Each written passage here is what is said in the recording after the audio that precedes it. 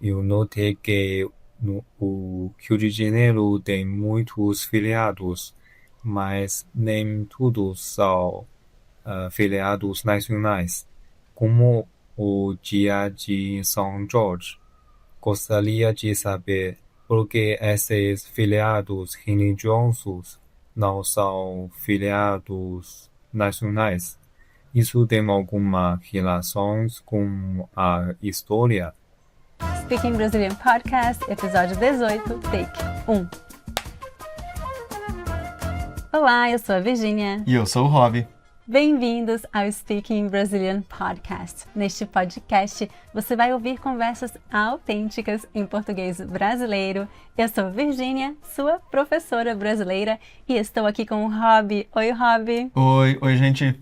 Sobre o que vamos falar hoje, Rob? Hoje nós vamos falar sobre feriados, algo que o brasileiro, não sei se adora, mas nós temos muitos. Muitos feriados no Brasil. Exatamente. Sim, vamos falar um pouquinho sobre a diferença entre feriados nacionais, estaduais, municipais. Acho que vai ser interessante a nossa conversa. Todos os tipos de feriados. Sim, mas antes de começarmos, gostaria de lembrar que nós oferecemos a transcrição deste episódio para que você possa ouvir e ler ao mesmo tempo. Esse exercício vai ajudá-lo a desenvolver sua compreensão oral e ampliar seu vocabulário.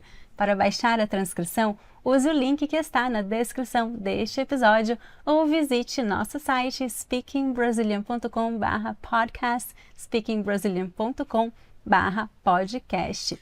E no mesmo lugar você pode nos enviar perguntas para a gente responder nos próximos episódios. Nós adoramos as suas perguntas e precisamos delas. Sim, nosso podcast é baseado nas suas perguntas. Isso é uma conversa não sincronizada entre nós e vocês e nós. Exatamente. Falando nisso, vamos para a nossa primeira pergunta? Vamos. Vamos lá. Oi, Virginia. Oi, Rob. Meu nome é Yuchen e sou da China. Eu estou estudando no Rio de Janeiro. Eu notei que o Rio de Janeiro tem muitos feriados, mas nem todos são feriados nacionais, como o Dia de São Jorge. Gostaria de saber por que esses feriados religiosos não são feriados nacionais. Isso tem alguma relação com a história? Muito interessante essa pergunta, Yuchen. Muito boa pergunta, porque é algo que faz parte da vida de quem mora no Brasil, né? Feriados. Temos muitos feriados e, como você observou, Yuchen, alguns feriados são nacionais, outros são apenas estaduais e alguns são realmente municipais, só apenas naquela cidade, naquele Exatamente, município. exatamente. Nós vamos falar um pouquinho sobre isso. Eu acho que é bom começar explicando o que é um feriado, né, Rob? Exato. O que é um feriado, Virginia? Feriado são dias nos quais nós não trabalhamos por lei. Há uma Exato. lei ou federal, né, de todo o país, ou do estado, ou da cidade, decretada, que diz que aquele dia é um dia de descanso. Então, geralmente, todas as instituições governamentais estão fechadas, escolas, não há aulas. Com relação a lugares privados, né, empresas privadas, isso depende. Algumas empresas privadas funcionam normalmente em feriados, mas eles precisam pagar mais para os seus funcionários. Exatamente. O Brasil tem leis trabalhistas muito rígidas ou muito claras, né, que abrangem todas as áreas. Então, tudo é previsto ali na lei. Exatamente. E uma coisa que eu gostaria também de esclarecer é a diferença entre férias e feriado. Muitos dos nossos alunos se confundem com esses termos, porque acho que em inglês muitas vezes usa-se o termo holidays para as duas coisas.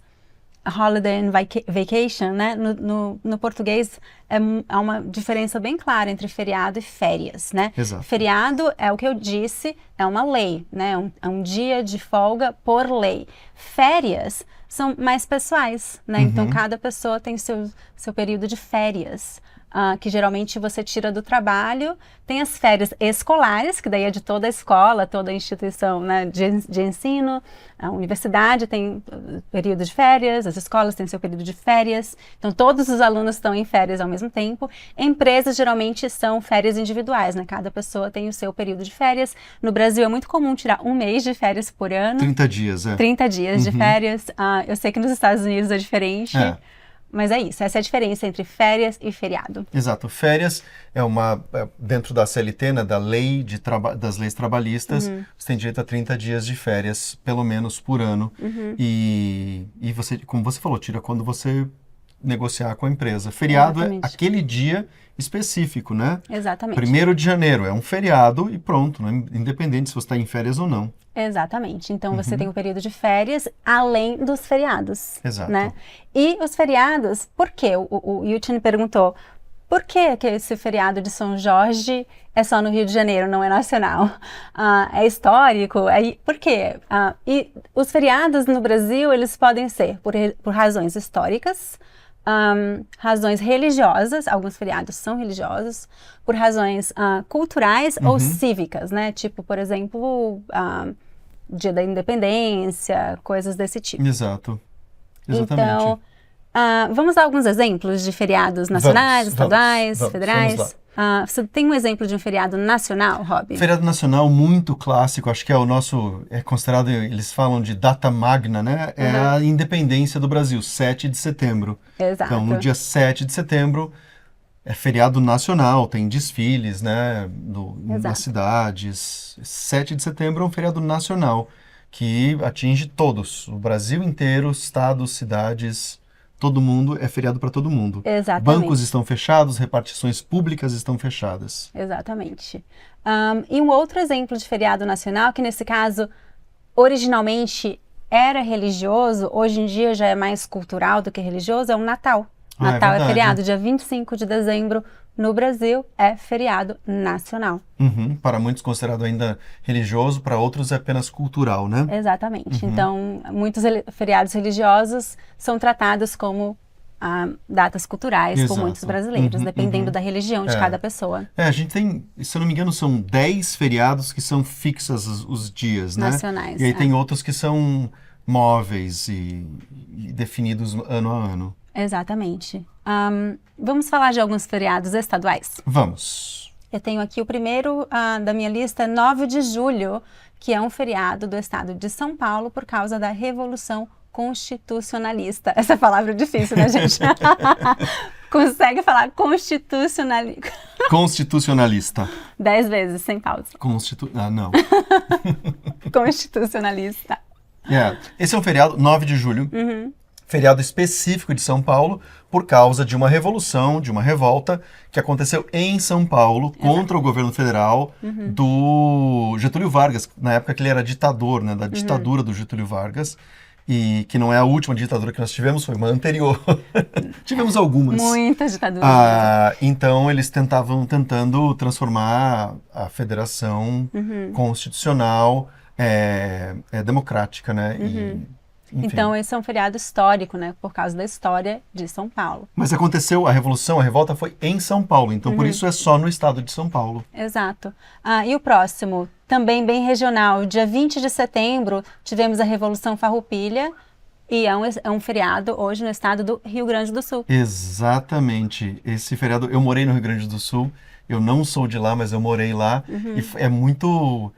É um feriado muito importante no Rio Grande do Sul, que hoje carrega essa ideia da luta, da garra do povo gaúcho de conquistar e lutar e ir atrás dos seus objetivos, lutar até o final.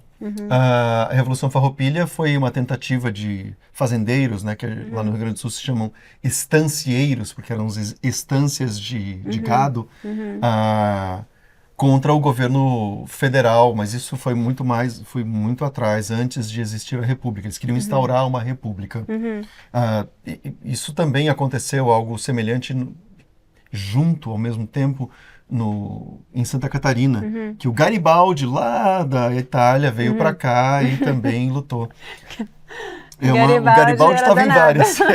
Veio lá da Itália fazer confusão aqui no Brasil. Exato, mas o 20 de setembro é a Revolução Farroupilha, ou a Guerra dos Farrapos. Sim. É um dia muito importante no Rio Grande do Sul, existem comemorações, churrascos no estado inteiro. Uhum. Muito interessante. Isso é bem regional, e no restante do Brasil nós não damos muita importância para essa data. Exato. E um exemplo que você mencionou, Yuchen, que é o dia 23 de abril, dia de São Jorge, que é um feriado estadual no Rio de Janeiro. E nós pesquisamos, nós não conhecíamos esse feriado, obviamente nós já ouvimos falar muito em São Jorge, mas o feriado, nós pesquisamos um pouquinho para falar para esse podcast, muito interessante. Mas antes de falar do São Jorge, vamos dar alguns exemplos de feriados municipais, aí nós voltamos para São Jorge, Isso, pode ser? voltaremos a São Jorge, mas é bem interessante. Então, feriados municipais, eles são... Município é o mesmo que cidade, né? Nós temos termo cidade, geralmente usado para cidades grandes, mas municípios é um termo oficial para nos referirmos a uma cidade.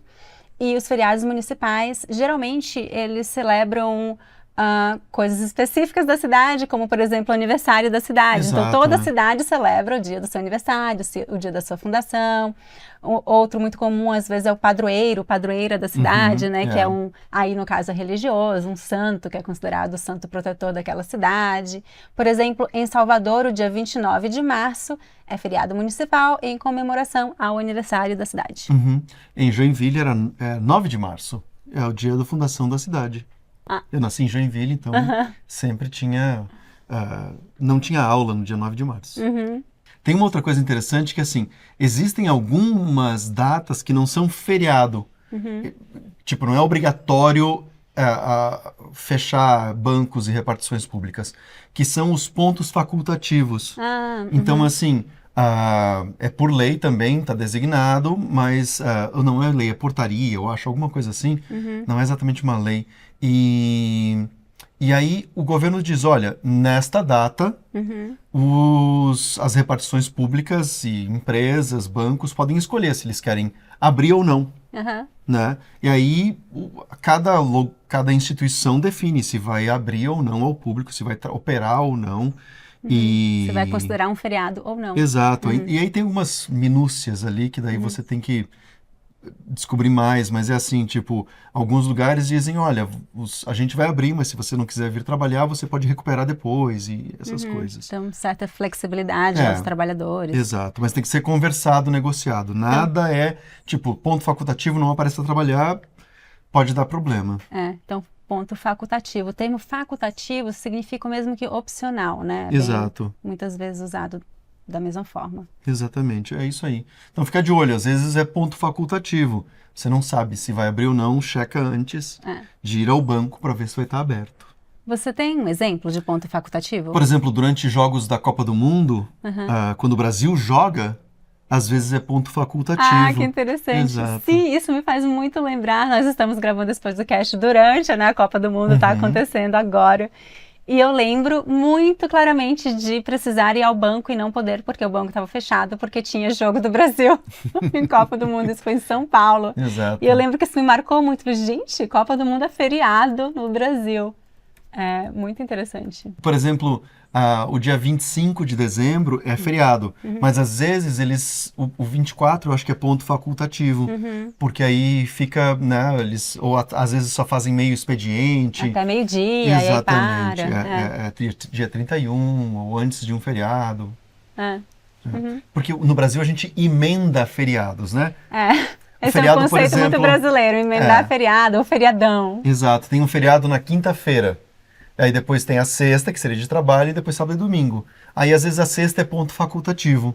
Né? A gente emenda o feriado. As empresas dizem, como vamos deixar unir a quinta, sexta vira feriado, e daí sábado e domingo.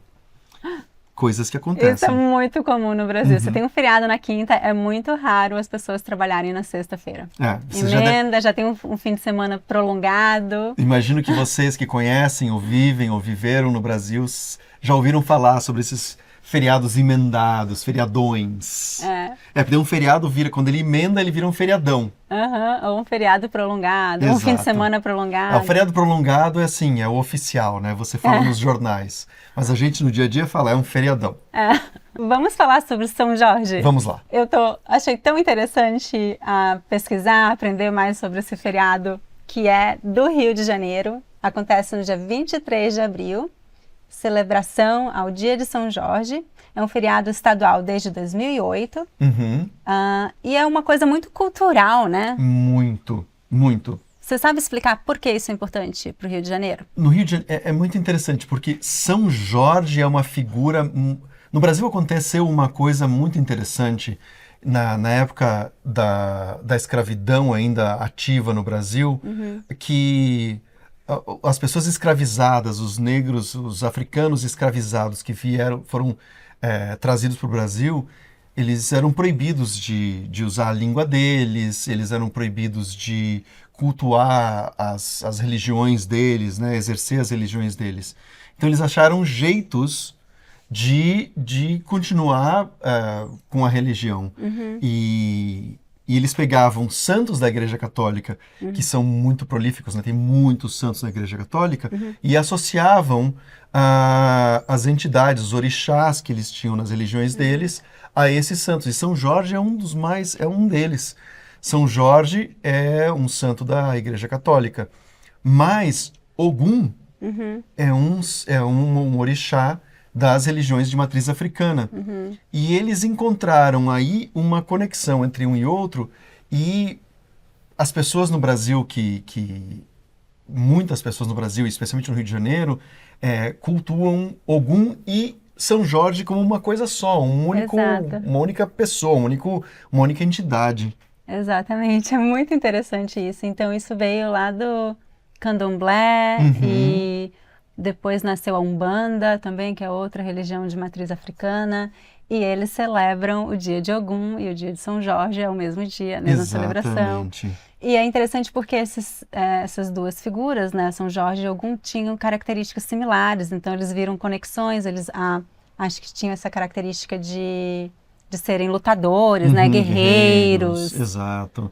E eu acho que a espada, porque eu estava lendo, não sou um conhecedor do assunto, mas eu estava lendo que Ogum ele era associado com a tecnologia, com a espada, o arco e flecha, então isso conectou muito, né? E tem uma citação de um historiador, Luiz Antônio Simas, nós pegamos isso de um artigo da CBN, que nós vamos colocar na descrição. E ele fala, eu acho, essas são as frases dele, né, de Luiz Antônio Simas, historiador, eu acho que São Jorge tem uma característica peculiar. Ele é um santo muito vinculado aos combates do cotidiano, santo muito vinculado aos perrengues, né, às dificuldades, aos perrengues que a gente sofre no dia a dia. E aí a gente tem que entender que cada um tem que matar os seus dragões. São Jorge é um santo que é pau para toda obra. Você pede para qualquer coisa, ele está no perrengue do cotidiano, ele está dentro do botequim. É muito, tipo, ele... É a guerra do dia a dia, né? As batalhas do dia a dia, que é uma coisa que está muito presente na cultura brasileira, na cultura carioca. Então, eu acho que isso representa o carioca, esse lado de lutador diário, do dia a dia, de todo dia matar um dragão, né? De vencer. Exato, é muito, muito interessante. E eu acho que tem uns termos interessantes que a gente pode explicar para os alunos nessa citação, né, do Luiz Antônio Simas. A palavra perrengue é muito interessante, nós usamos muito esse termo no dia a dia, perrengue. Nossa, foi um perrengue, quer dizer que foi algo muito difícil de resolver, foi algo que deu muito trabalho. Problema, né? Perrengue é problema, algo difícil, exato. Que perrengue. Porque você sai para trabalhar e não é só um trabalho, você tem que trabalhar, aí tem que resolver problemas, tem que fugir do ladrão, tem que, sabe, é sempre difícil, é um perrengue. Exato, algo muito difícil. Outro termo que eu achei muito interessante é uma expressão, né? Pau para toda obra. Pau para toda obra é aquela coisa, ou aquela pessoa que faz de tudo, resolve tudo. Né? Ele é pau para toda obra. Eu chamo ele, tipo, eu tenho um amigo que é pau para toda obra. Preciso consertar uma coisa aqui em casa, ele vem e me ajuda. Preciso fazer uma mudança, ele vem e me ajuda. Preciso ver um problema matemático, ele vem e me ajuda. É muito interessante Pau essa para toda expressão. obra. Pau para toda obra. É curiosa essa expressão, né? É. Muito curiosa. Parece que pau é um pedaço de madeira, né? Então, Isso. provavelmente uma madeira muito boa que funcione para qualquer tipo de construção. Pau pra toda obra. Exatamente. Mas o dia de São Jorge, você vê assim, tipo, no Rio de Janeiro é tão importante que e São Jorge é um santo tão importante, ao mesmo tempo Ogum, São Jorge, né, quase como a mesma pessoa nesse sincretismo, que tem muitas músicas têm referência a São Jorge. Você vai ver muitas pessoas com o nome de Jorge, justamente em homenagem a São Jorge. Então ele está presente na cultura muito forte, e especialmente no Rio de Janeiro.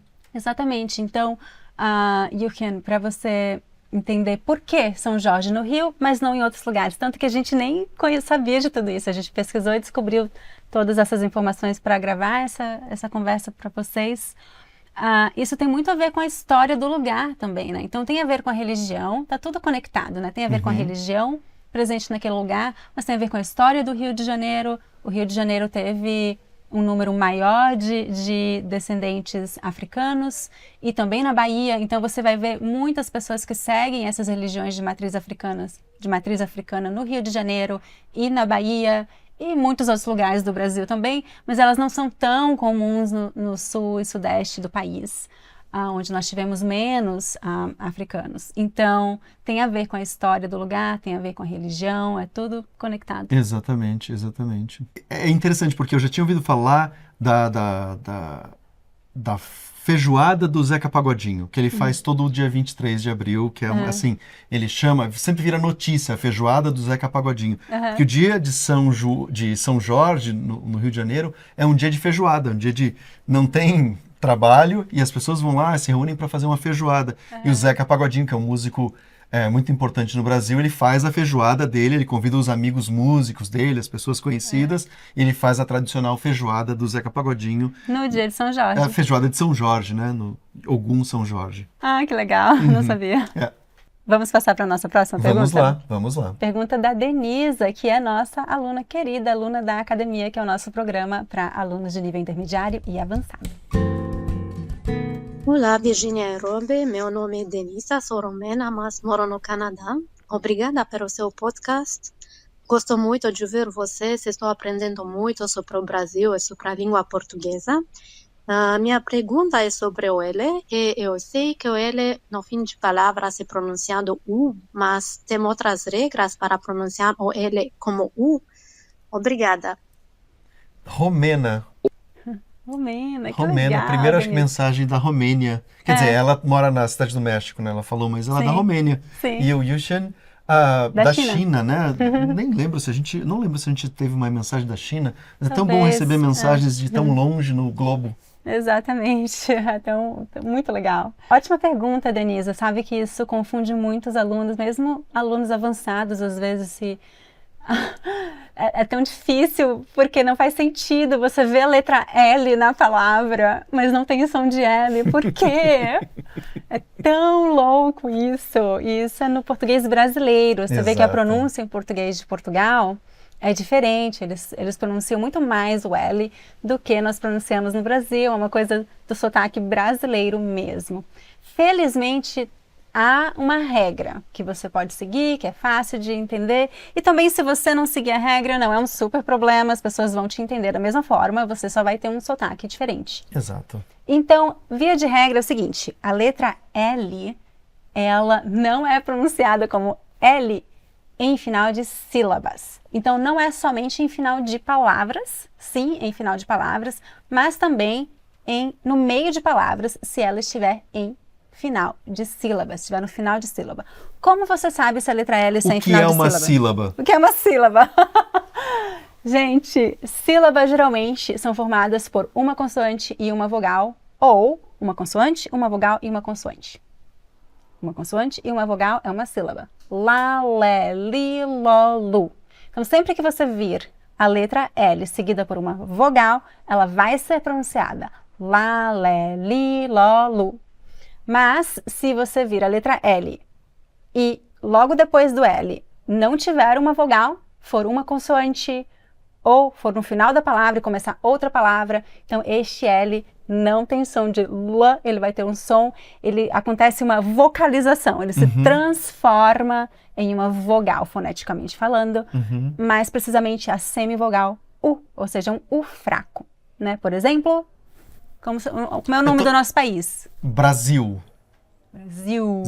Eu tava pensando, lama, né? Quando bota água em terra, fica lama, mas você pensa em almoço. A-L-M-O. Almoço. Al e lá. Au. Al. Porque Não tem L. Não tem L, mas é almoço. A gente fala um U fraco ali. Porque se o L tá antes da letra, né? A vogal é lá, lama. Então você fala lá. Mas depois do A, como você falou, tem a vogal e depois o L, ao. Au. Uhum. Au. Almoço. É interessante que tem muitas palavras em português que começam com AL, né? Muitas acho que vieram do árabe, se não me engano. Au. Almofada. Mas a pronúncia, gente, não tem som de L. Au. Alface. Almofada. Almoço. Exato. Eu estou exagerando, né? Nós pronunciamos de forma mais rápida. Vamos ver exemplos aqui nos quais nós, sim, pronunciamos o L claramente. Por exemplo, em palavra. Lá. Palavra. Palavra. Beleza. Beleza. Beleza. Tem uma vogal depois, então pronunciamos leza. Felicidade. Felicidade. Felicidade. Solução. Solução. Solução. Então, em todos esses exemplos, você vê que tem uma sílaba bem clara, L, A, L, I, né? Lá, lé, li, ló, lu. Pronúncia bem clara do L.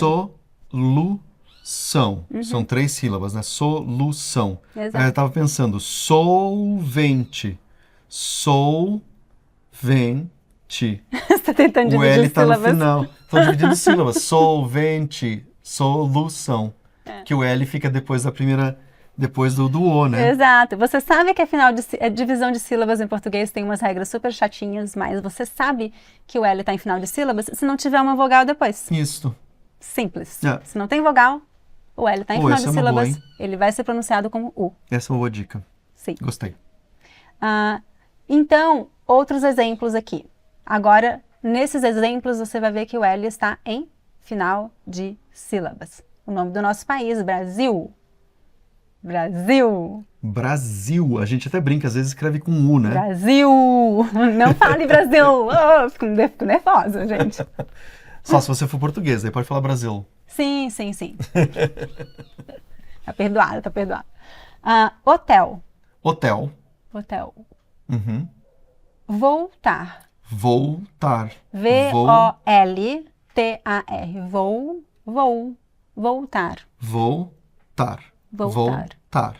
Não tem L. Não tem L. Aí temos os ALs, né? Alto, almoço, alface. Isso, que nós já falamos.